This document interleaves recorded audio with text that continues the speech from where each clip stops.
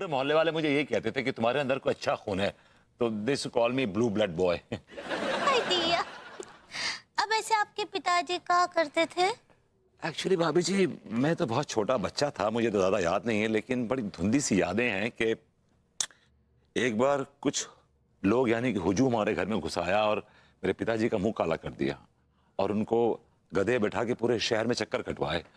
और इतना थोड़ा बहुत याद आ रहा है मुझे, धुंधली धुंधली यादें हैं कि नारे लगा रहे थे वो कि आहुति नारायण मिश्रा की कलम में आग लगे, आहुति नारायण मिश्रा की कलम टूटे, इस तरह के नारे लगा रहे थे। बस इतनी सी मुझे याद है। बस वही यंग भाभी जी। हम समझ गए वो का थे। क्या क्या क्या समझ गए आप? वो एक तो बहुत ही हॉर्निएस्ट इंसान थे। Well, that he was quite horny. Anyway, आप ऑनेस्ट कहना चाह रही हैं भाभी जी? ऐसे ही पकड़े हैं, बहुत ही ईमानदार आदमी रहे होंगे। हाँ, और वो कहा है कि कोनो गलत आदमी के खिलाफ गवाही दे दिए होंगे, के लिए लोग उनके साथ ऐसा किए। क्या हुआ, क्या रो रहे हैं आप? भाभी जी, इसी घटना के बाद उनको शहर निकाला दे दिया गया और वो जंगलों में चले गए और बेचारा भी जंगलों में बिना कपड़ों के घूम रहे। It's just life. हाय दी, उनको कितना ठंड लगता होगा। आपका कहानी सुनकर ना सच्ची हम बहुत हो रहे। क्या उल्टी आ रही है आप? इतना नहीं, इमोशनल। आप इमोशनल कहना चाह रही हैं? ऐसे ही पकड़े हैं। वैसे आपको एक तो बात बताएं? जी भाभी जी। हमारे डैडू के एक तो दोस्त थे, वो भी बहुत ही बड़े टेररिस्ट थे। शराबी अंकल? मतलब अंकल के दोस्त आतंकवादी थे? आतंकवादी कहाँ से होंगे, कुछ भी बोलते हैं। वो पत्रकार थे, बहुत बड़े। जर्नलिस्ट कहना चाह रही हैं आप? यार ऐसे ही पकड़े हैं। तो कहा है ना, वो भी बहुत ही ईमानदार थे, वो लोगों का पोल खोलते थे वो। हाँ, तो लोग ना उनके खिलाफ हो गए और उनका ही एक तो वीडियो वायरल कर दिए, जिसमें ना वो एक तो अपने से आधी उम्र की औरत के साथ रोमांस कर रहे थे। अभी जी, अक्सर ऐसा देखा गया है कि सच्चे और ईमानदार लोगों को रास्ते से हटाने के लिए ये गुनहगार लोग ऐसी हरकतें करते हैं। लेकिन भाभी जी, वो ये नहीं जानते कि जब एक पत्रकार मरता है तो 100 पत्रकार पैदा होते हैं। भाभी जी, 100 पत्रकार। पार्वती जी, हमको आपके अंदर अचानक से एक तो सच्चा और ऐसा ईमानदार अब पत्रकार नजर आ रहा है आपके अंदर। सच्ची थैंक्स भाभी जी, गिव मी हग। क्या बोले? सच्ची बहुत अच्छे। अब तिवारी जी। हेलो तिवारी जी। हेलो भाभी जी, हेलो। अहो भाग्य हमारे जो आप हमारी कुटिया में पधारे। मैंने आपको डिस्टर्ब तो नहीं किया ना? अरे नहीं भाभी जी, बिल्कुल नहीं, बल्कि आपके आने से पहले हम थोड़ा डिस्टर्ब थे, लेकिन जैसे ही आपके चंद्रमा स्वरूप मुखार विंद के दर्शन हुए तो बस खुश हो गए। लेकिन तिवारी जी, मैं एक बड़ी अजीब सी ऊहापोह में हूँ। कैसी ऊहापोह में है? जहाँ मेरी ग्रूमिंग क्लासेस जिस जगह पे है वो देखी है ना आपने? हाँ। उस हॉल के जरा सा आगे कुछ थोड़ी जगह है जहाँ तकरीबन 10 स्टूडेंट बैठ सकते हैं।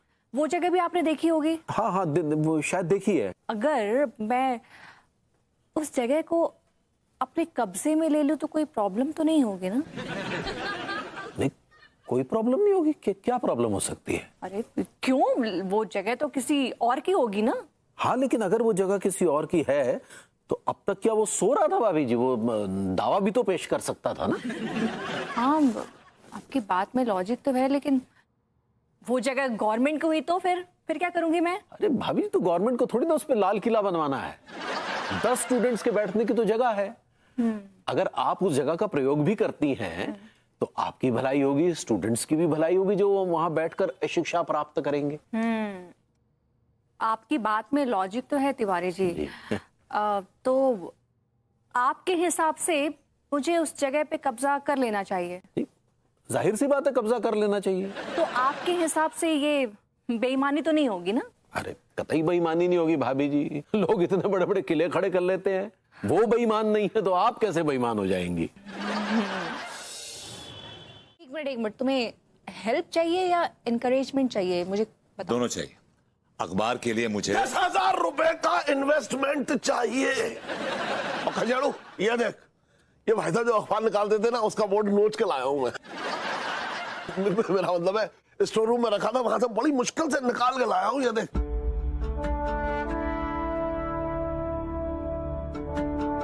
God, this is so beautiful. चाचा जी एक बात बताइए, आपको क्या लगता है कि विभू ये कलम की कटार चला पाएगा? नहीं, अकेले तो नहीं चला पाएगा। हाँ, मेरी जरूरत पड़ेगी इसको वहां पे। ठीक है, मैं 10,000 देने के लिए रेडी हूँ, लेकिन आप लोगों को भरोसा है ना कि आप लोग ये अखबार चला पाएंगे? अरे बहू देख, मैं तुझे बताता हूँ, भाई साहब जब अखबार चलाते थे तो ये समझ ऐसी चटपटी खबरें छापते थे कि 10,000 कॉपियां 10 मिनट में ऐसे निकल जाती थी। 10 पैसे का अखबार आता था, सस्ताई का जमाना था। ठीक है, चलो मैं 10,000 देने के लिए रेडी हूँ, लेकिन आप लोग प्लीज ना खबरें चटपटी रखिएगा ताकि लोगों का ध्यान आपके न्यूज़पेपर की तरफ अट्रैक्ट हो सके, है ना? नहीं, देखो बहू बिल्कुल सही कह रही खजाड़ू, तुझे इस बात का ध्यान रखना पड़ेगा कि ऐसी चटपटी खबरें छाप के तेरा अखबार ऐसे रपा रप। खजाड़ू कॉन्ग्रेचुलेशंस। थैंक्स चाच। तूने ये जो अखबार का काम किया है, ऊपर वाला करे तुझे खूब तरक्की मिले। पैर छू रहा हूँ चाच। अच्छा, एक बात मैं कहना चाहता हूं, देख जो इंसान सच बोलता है ना, उसके हजारों दुश्मन हो जाते हैं, और अगर तू सच बोला तो तेरे भी हजारों दुश्मन हो जाएंगे। चाच, सच्चाई में बहुत ताकत होती है। सच्चाई के सामने बड़े बड़े घुटने टेक देते हैं। मार भी बहुत पड़ती है। अगर कोई ऐसी वैसी खबर बाहर आ जाए ना, तो भीड़ मारती कम घसीटती ज्यादा है। चाचा जी आप ये मनहूस बातें क्यों कर रहे हैं आज के दिन? पता नहीं क्यों कर रहा हूं, नहीं मुझे ऐसा लग रहा है कि मुझे करनी चाहिए। बधाई हो विभूति। और भैया मेरी तरफ से बहुत बहुत शुभकामनाएं आपके अखबार के लिए। और मैं चाह रहा था भैया कि मेरा भी थोड़ा सा आपके अखबार में अगर प्रचार प्रसार हो जाए, जैसे मैं किस तरह का डॉक्टर हूँ। तांत्रिक हो। धन्यवाद भैया, धन्यवाद। विभूति भैया लगे हाथ हमारी ओर से भी शुभकामनाएं ले लीजिए। थैंक यू, शुक्रिया बहुत बहुत मां साहब। विभूति सेठ, कलम की कटार आपको बहुत बहुत मुबारक। और दूसरी बात यह है कि क्या आपके अखबार में हम दोनों को नौकरी मिल सकती है? सॉरी लॉन्डो, इस कलम की कटार में सिर्फ ईमानदार लोग ही काम कर सकते हैं। क्या कहा आपने कि इस अखबार में सिर्फ ईमानदार लोग ही काम कर सकते हैं? जी। तो आप क्यों काम कर रहे हैं? क्या मतलब आपका? हमारा मतलब ये है बरखुरदार कि आप किस एंगल से ईमानदार हो गए? हम हर एंगल से ईमानदार हैं तिवारी जी। देखने वाले की नजर में ईमानदारी होनी चाहिए। नहीं, हम तो ईमानदार है ही। आप अपने गिरेबान में झांक के देखिए। हम तो अपने गिरबान में झांक के चलते हैं, और जब भी झांकते हैं तो वहां से मेहनत की, ईमानदारी के, पसीने की खुशबू आ रही होती है। आप अपने गिरबान में झांक के देखिए। बस बस बस का है ही? हाँ, आप दोनों यहाँ भी शुरू हो गए। देख रही हैं अनीता जी? क्या विभू, आज के दिन तो ऐसी हरकतें मत करो, ऐसे मत बोलो ना। अनु खरबूजे को देखे तरबूज रंग बदलता है। ये आदमी अननेसेसरी फॉर नो राइम और रीजन ही इज फिंगरिंग मी, मुझे उंगलीबाजी कर रहे हैं। आप काहे लड्डू के भैया उंगली हमरा मत बोले, इतने सस्पिशियस मौके पर जो है काहे उनको परेशान कर रहे हैं? अरे जी सस्पिशियस अनु रहती मुझे लेके। I'm just joking. आप ऑस्पिशियस कहना चाह रही हैं? ऐसे ही पकड़े हैं। अब ऐसे Bharbhuti ji, compromise situation. I would love to. जाना मन तेरा गोरो बदन, गोरो बदन तेरा गोरो बदन। अब गाना बंद कर काम की तरफ ध्यान दे। बाहर जो 2 टेम्पू खड़े हैं उनमें कितने कार्टन डाले? भैया गाड़ी नंबर 1632 में है ना। हाँ, 600 कार्टून रख दे। 600। और दूसरे में? दूसरा, हाँ सेठ जी, वो जो 23-24 नंबर की गाड़ी है ना, उसमें 700 कार्टून आ गए। वो थोड़ा साइज में बड़ा है ना, इसलिए सेठ जी। अच्छा। और इस गाड़ी में माल भर गया? दिख नहीं रहा, भर तो गया। भर दो पूरा फुल फुल। नंबर बोल। 36 24 36। अब ये गाड़ी का नंबर बता रही है। हमेशा जहन में पता नहीं क्या क्या भरा रहता है सेठ जी आपके। मजाक न कर रहे हैं हम। देखो, ये देखो गाड़ी नंबर देखो। सही। यार अजीबो गरीब लोगों से भरी पड़ी है दुनिया। गाड़ी कौन चलाएगा? Yes, I am the driver, I am driving. और मैं इसका ख्याल रखूंगा कि ठोक वोक ना दे ये। पता है साथ रहोगे तो पंचायत बिठाओगे। पंचायत हम पसंद नहीं, काम चाहिए, समझे? सेठ जी, हम भी काम के वक्त ना पंचायत ना करते। हाँ ठीक है। उन 2 गाड़ियों में कौन कौन ड्राइवर होगा? मैं तो कम क्या नाम है? फोन बज रहा है। चाच, कम ऑन चाच, वेयर आर यू? हेलो, विभूति नारायण मिश्रा जी बोल रहे हैं क्या? हाँ जी बोल रहा हूँ। आप कौन बोल रहे हैं? मैं लाला घिस्सुमल का मैनेजर बोल रहा हूँ साहब। लाला घिस्सुमल आपका स्वागत करना चाहते हैं कि आप इतना ईमानदार अखबार निकालने वाले हैं। अभी तो मैंने अखबार शुरू भी नहीं किया और आप अभी से एंटिसिपेट कर रहे हैं कि मैं एक ईमानदार अखबार निकालने वाला हूँ। ऐसा भी तो हो सकता है कि मेरा अखबार झूठी खबरों से, फरेबी खबरों से भरा हुआ हो। देखिए साहब, जब आदमी अखबार छापना शुरू करता है ना तो उसे दुधारी तलवार पर चलना ही पड़ता है। मैं आपकी बात समझ गया हूँ और आप इत्मीनान रखिए, अगर ऐसी कोई जरूरत पड़ी तो मैं आपको जरूर याद करूंगा, आपसे संपर्क करूंगा। वैसे मैंने उड़ता उड़ता सुना है, उड़ता उड़ता नहीं बल्कि हॉर्सेस माउथ से सुना है कि घिस्सूलाल जी का अपनी नौकरानी के साथ अफेयर चल रहा है। तो उड़ गए घिस्सू।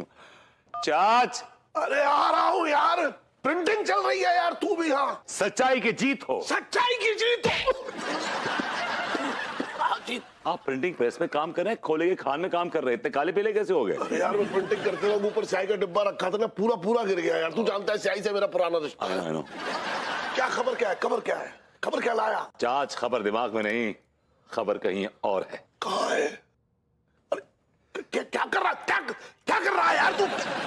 खबर निकाल रहा हूँ चाच। हाँ तो निकालना, लेकिन ये देखिए, ये कल के कलम की कटार की हेडलाइन न्यूज है। इसे कहते हैं छोटा पैक बड़ा धमाका। खबर क्या है?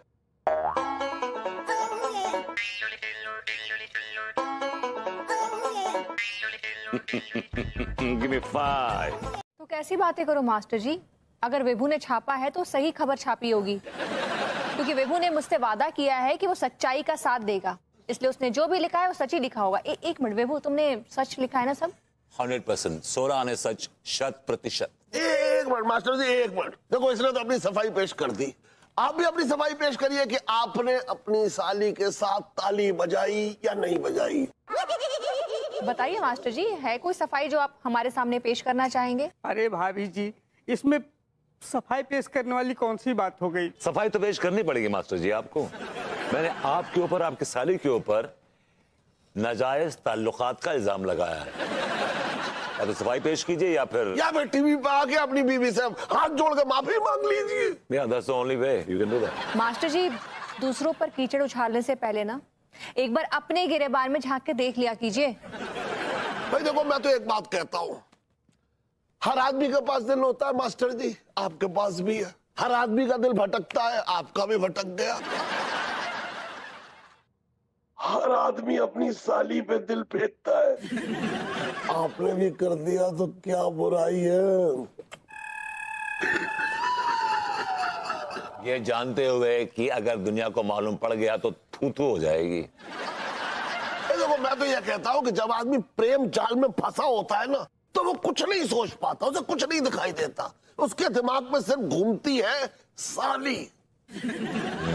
आपके सच्चाई के कलम की स्याही ने हमारे चरित्र को दागदार किया है और इसको हम मिटा के रहेंगे। कब तक जाएंगे हम? यार इतना हाइपर हो गए, डर है कहीं हार्ट अटैक ना आ जाए। सुन,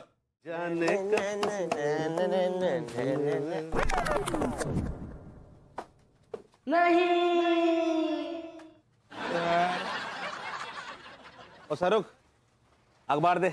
पैसा लगेगा भैया, आज की खबर बहुत बढ़िया है। साले भुतनिया के धंधा खोल रखा है क्या तूने? एक तो तेरी दुकान पे आके चाय पीते हैं, तेरी दुकान की रौनक बढ़ाते हैं। भैया मुझे कोई रौनक वौनक ना बढ़ानी है, अखबार का 1 रुपया लगेगा।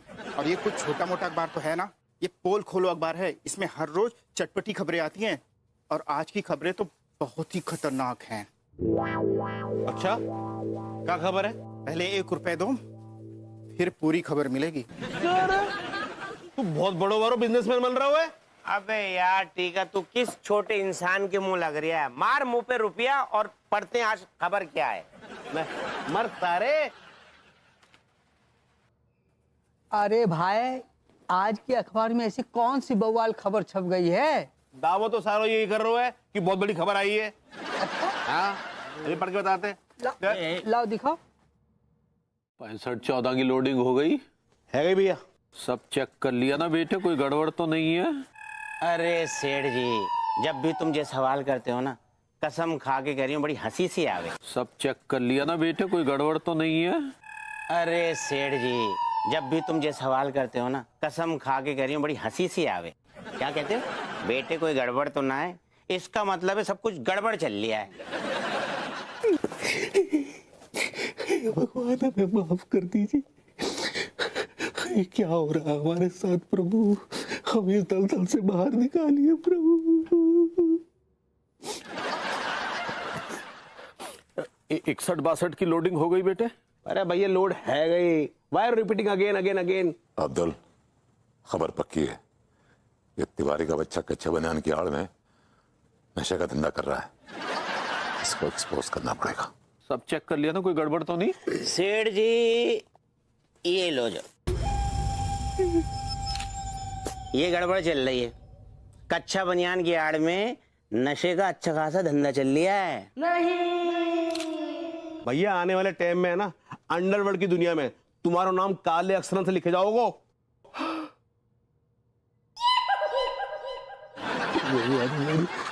हमारे साथ ये सब नहीं होना चाहिए प्रभु, माफ कर दो। हमें इस गहन अंधकार से बाहर निकालो। टिलुआ, ये तेरो सेठ है ना, एक गंदी आदतें पड़ गई है आजकल। गुटकोट को खा रहे हैं यार, थूक रहे पीछे टेम्पो के। ठीक है, ये हो भी सकता गंदा आदमी।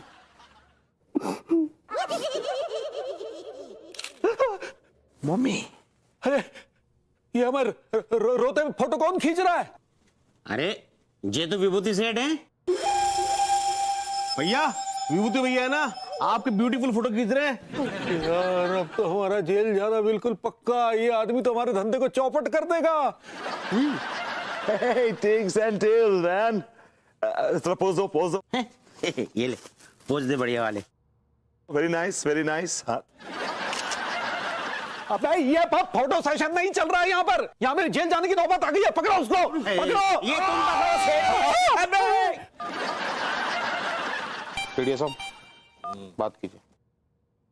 हाँ बोलो पार्टनर। अरे केडिया साहब, तो बहुत बड़ी गड़बड़ होगी जनाब। अरे क्या गड़बड़ हो गई? हम वो गोडाउन में अपना माल लोड करवा रहे थे, अचानक से भभूति जी आए और हमें तस्वीरें खींचने लग गए। अरे तो तुमने उसे पकड़ा क्यों नहीं? अरे कैसे पकड़ते जनाब, पकड़ने गए वो भाग लिए। डोंट वरी, ज्ञान प्रकाश की गोली से तेज नहीं भाग पाएगा वो।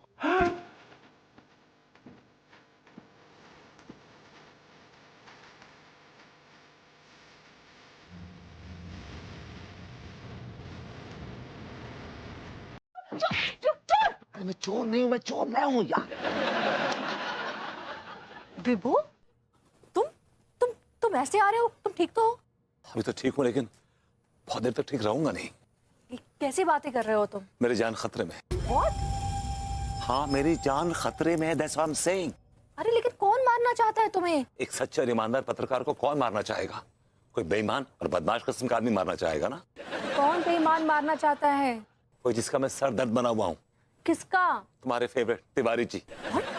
या और उनके साथ 2 लोग और हैं। विभू, मुझे कुछ समझ में नहीं आ रहा है, प्लीज साफ साफ बताओ क्या हुआ।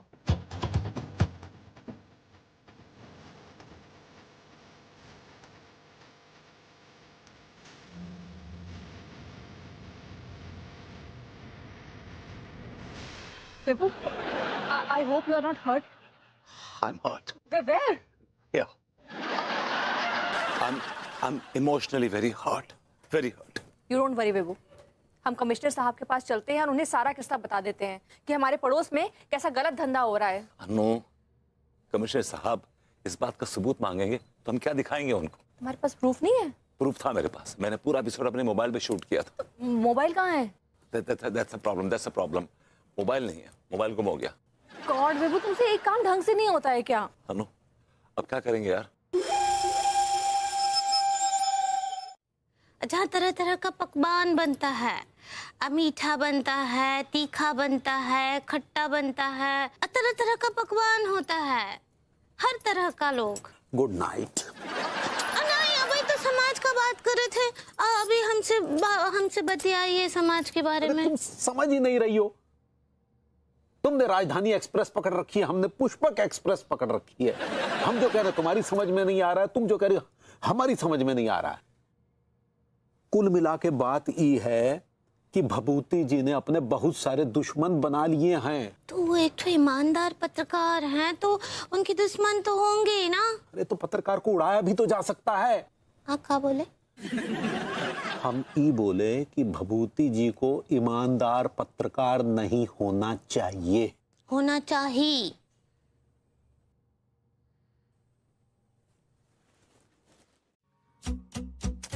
ये रिक्शे वाले भी ना सब पता नहीं कहाँ चले गए हैं, वरना इस टाइम पे तो एक रोको 10 रुक जाते थे।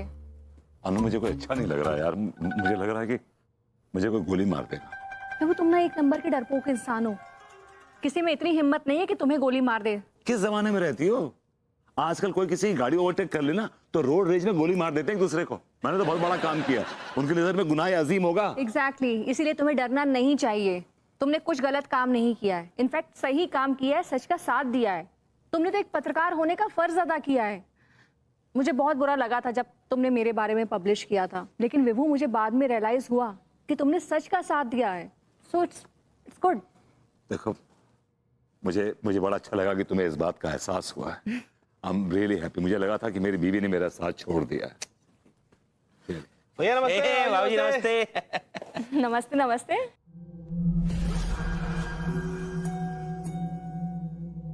भैया भाभी, आप यहाँ पे बाहर क्या कर रहे हो? यार रिक्शा देख रहे हैं यार। देखते रह जाओगे, ना मिलने की है, हड़ताल चल रही है। हड़ताल चल रही? क्यों चल रही है हड़ताल में? लो, इनको ना पता कुछ भी। बता देते। अरे हुआ क्या कि एक आदमी के रिक्शा में एक औरत की डिलीवरी हो गई। अब वो रिक्शा वाला कह रही है कि बच्चा मेरा है, और दूसरी पार्टी बच्चा छोड़ने को राजी ना है, इसलिए हड़ताल हो गई। खैर ये बताओ, आप दोनों कहाँ को जा रहे हो? Police station. Police station? भैया सब खैरियत है ना? हाँ सब ठीक ठाक है, कोई प्रॉब्लम नहीं है।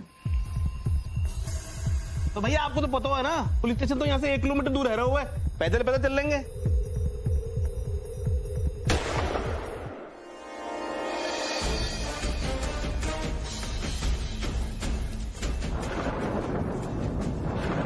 सबरी शांत।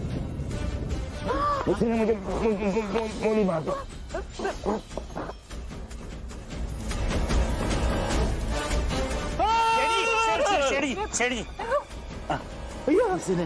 किसी ने मुझे गोली मार दी।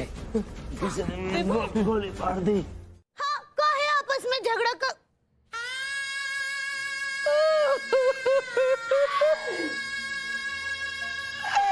आई दिया। अरे तो तुम्हारा अचानक से भावना को गुब्बारा काहे फट गया? वो कहा है ना कि जब आप और भरभूति जी ऐसे कुत्तन की तरह लड़ते थे, हमको वो पल याद आ गया। हम ऐसे ही आप लोगन को टोकते थे ना। आप बिल्कुल सही कह रही है अंगूरी जी। मुझे भी याद है कि जब भी विभू और तिवारी जी ऐसे लड़ते थे, हम दोनों आकर तो पीछ बचाव करते थे।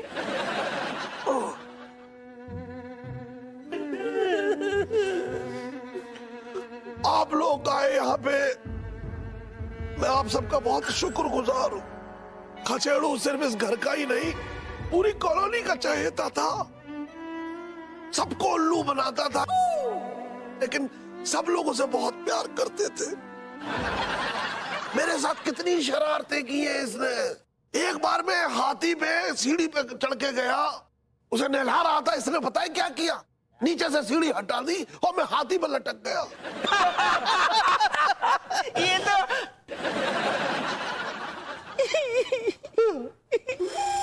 अक्सर मेरे पास जब इलाज वगैरह करवाने आते थे तो फीस देने के बजाय उल्टा मुझसे ले जाते थे। झूठ लायर। कहते थे फिर कभी दे दूंगा, लेकिन उनका फिर कभी कभी नहीं आया। इनका वक्त आ गया। भगवान इनकी आत्मा को शांति दे। हम विभूति भैया के बारे में क्या बोले? सबको तो बोल ही रहे हो। मास्टर जी कछु तो बोल ही दीजिए ना, उनकी आत्मा को शांति मिलेगा। अब भाभी जी आप कह रहे हो तो हम सिर्फ इतना ही कहना चाहेंगे कि विभूति भैया के अंदर संस्कार नाम का कोई चीज ही नहीं था। इन्होंने जब तब गलत परिस्थितियों में हमारी मास्टरनी जी के साथ देख लिया था और उसका वीडियो भी बना लिया था। और अब तो इन्होंने हमारा नाम साली से भी जोड़ दिया। कुल मिला के यही कहना चाहेंगे कि इनके अंदर संस्कार नाम का कोई चीज ही नहीं था। देख रहे हैं हरकतें। अब क्या कहें इनके बारे में। ये अच्छा बोलेगा। हमारा 5,500 रुपए उधार है चाय का, वो तो गया। भगवान इनकी आत्मा को शांति दे। 5.5 का कैसे हो गया बे? कम बहुत झूठ बोल रहा है, मरने के बाद कीड़े पड़ेंगे। भभूति जी क्या बताएं इनके बारे में। हर सुबह दूध का डोलची लेकर हमरे पास बतियाने आ जाते थे ही।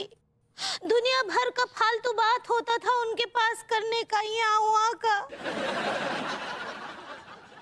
और ज्यादातर तो वो क्या बोलते थे हमरी कछु समझ ही ना आया आज तक। नल्ले थे, पकाऊ थे, लेकिन जैसे भी थे बहुत अच्छे थे भभूति जी। हमको अपनी सहेली लगते थे वो। हमरे सामने अक्सर एक ठुगाना गाते थे वो। पटाया पटाया पटाया, इस लड़की को मैंने पटाया है। पटाया पटाया पटाया, एक लड़की को मैंने पटाया। ओ काले बालों वाली, कातिल आंखों वाली, गोरे गालों वाली, जाने मन दिल तुझ पे आया। पटाया पटाया। भाभी जी क्यों मेरी इमेज का सत्यानाश कर रही हैं? मैं ऐसे गाने कभी नहीं सुनता। आप सब क्लास भाभी जी।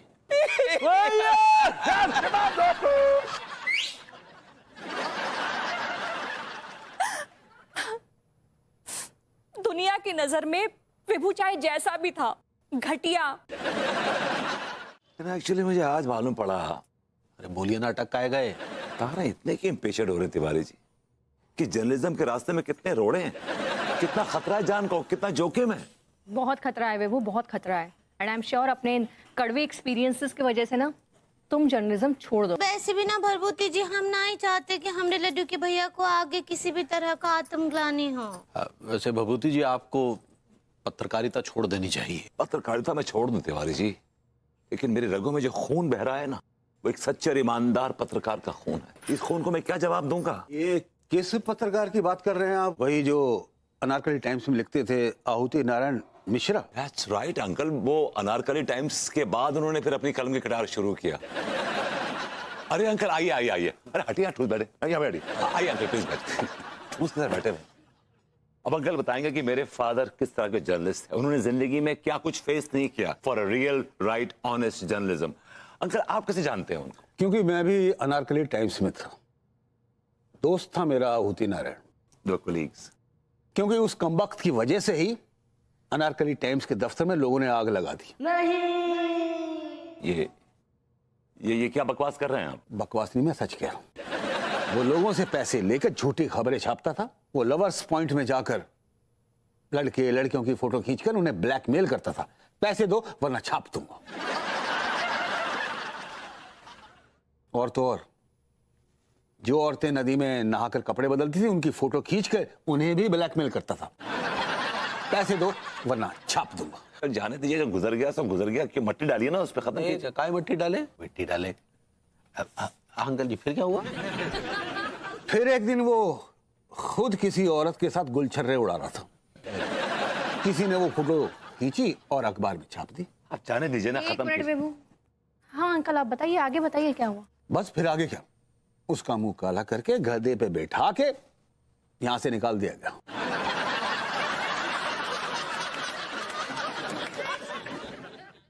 तो मुंह काला का कुछ और ही कहानी बताए रहे हमको। बाय द वे आप यहाँ पे आए क्यों हैं? देखो बेटा, मैं तुम्हें समझाने आया हूं कि तुम्हारे बाप के खराब रिकॉर्ड की वजह से जर्नलिज्म का लाइसेंस तुम्हें प्रोवाइड नहीं किया जा सकता। और फिर भी अगर जिद करोगे कि मुझे पत्रकारिता ही करनी है, तो याद रखना तुम्हें तुम्हारे बाप की तरह इस शहर से निकाल दिया जाएगा।